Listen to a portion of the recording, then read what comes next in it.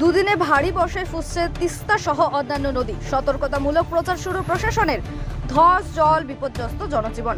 দুদিন থেকে সিকিম সহ উত্তরের সমতলে চলছে লাগাতার বর্ষণ। শুক্রবার রাতে দ্রুত গতিতে বাড়তে থাকে তিস্তা নদীর জলস্তর। এরই মধ্যে দফায় দফায় তিস্তা ব্যারেজ থেকে ছাড়তে হয় জল, যে কারণে তিস্তা নদীর পাড়ে পদে দেখা যায় চাঞ্চল্য। রাত থেকে প্রশাসনের পক্ষ থেকে টাকিমারি মালবাজার সহ ডিভিশনের বিভিন্ন এলাকার শহর জলপাইগুড়ি পৌরসভা 2 এবং 3 নম্বর ওয়ার্ডের তিস্তা পাড়ের মানুষজনকে সতর্কতা করে চলেছেন মাইক প্রচারে।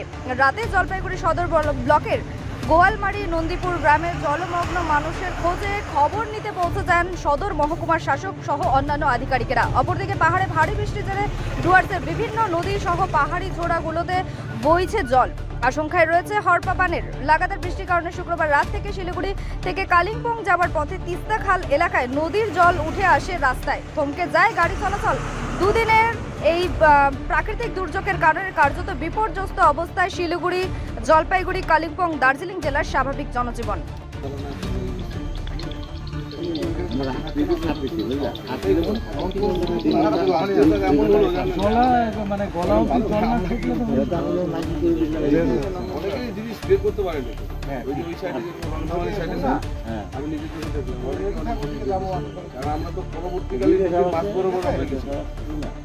আপনাদের গ্রাম পঞ্চায়েতে কে কে আছেন?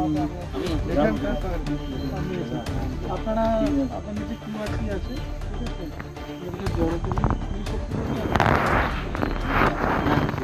তো এটাকে আস্তে আস্তে করে আমার মনে হয় ওনাদেরকে জল থেকে একটু করে বার করে নেওয়া ভালো, কোনো রিস্ক না নেই। কারণ জল উঠবে আবার নেমে যাবে, ঢুকে যাবে গাড়ি, অসুবিধা কিছু নেই। কিন্তু রাত্রিবেলা যদি বাই চান্স জল এখন খারাপ পরিমাণে চলে যায়,